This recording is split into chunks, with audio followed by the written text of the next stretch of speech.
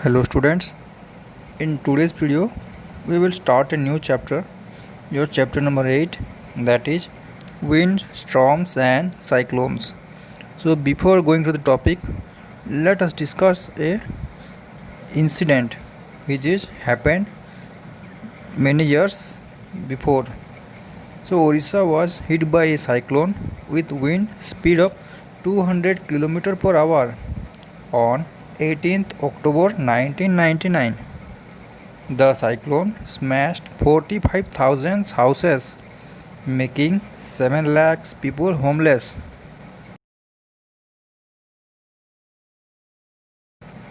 On 29 October the same year, that means on 1999, a second cyclone with wind speed of 260 km per hour, that means it is more furious than the previous one, hit Orissa again. It was accompanied by water waves about 9 meters high. Thousands of people lost their lives. Property worth crores of rupees was destroyed. The cyclone affected agriculture, transport, communication and electricity supplies. So in this incident you will know that how a cyclone can be very severe and can damage people as well as their agriculture, transport and other supports. Okay.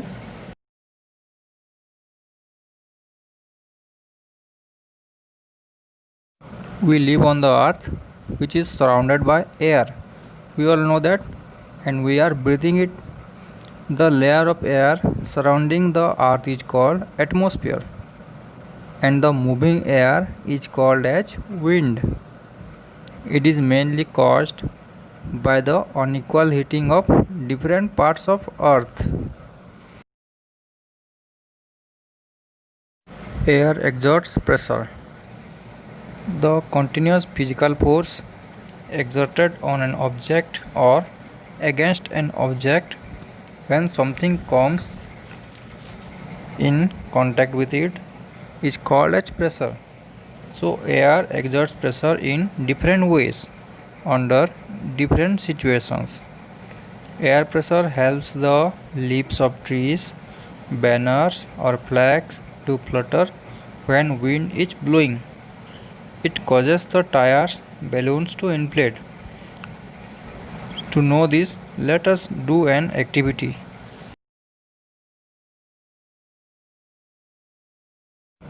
Take a tin can and fill it with half water. Then heat the can on a candle flame, and when water inside the can is boiled, close the can tightly with the help of a lid. Then pour fresh water in it.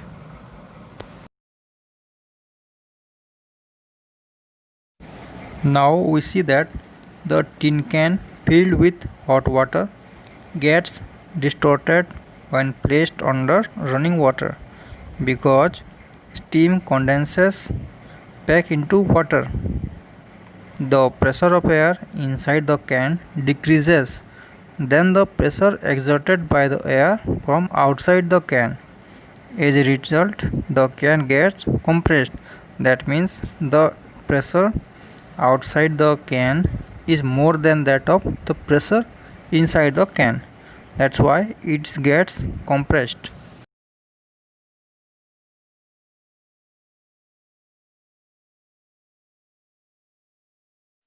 Similarly, when we ride a bicycle against the direction of the wind, boat against the wind direction, or flying a kite against the direction of the wind, we can feel the air pressure.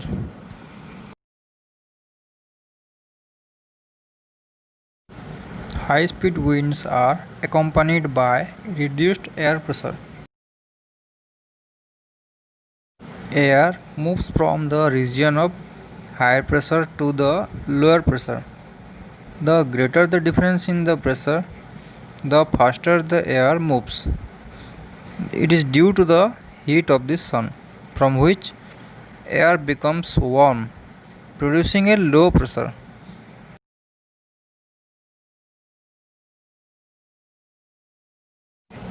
The fast moving air blowing over an object helps in lifting the object up by producing a region of low pressure above it.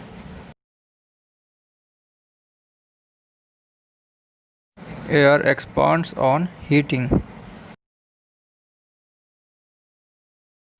Take a boiling tube, stretch a balloon tightly over the neck of the tube. Now pour some hot water in a beaker. Insert the boiling tube with the balloon in the hot water. Observe for 2 to 3 minutes for any change in the shape of the balloon. The balloon will expand and changes its shape. This happens due to the expansion of air inside the balloon and it occupies more space.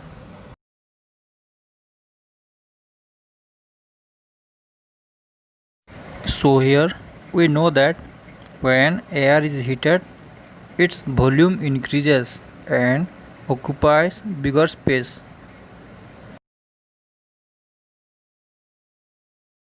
When air is heated, it becomes lighter and rises up in the sky. This is the reason that when we burn woods, the smoke rises along with the hot air near the place of fire.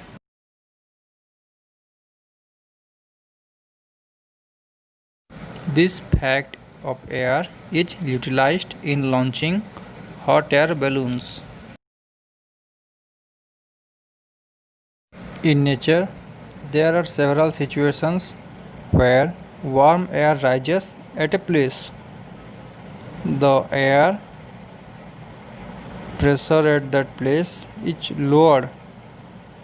The cold air from the surrounding rushes in to fill its place. This sets up convection in air.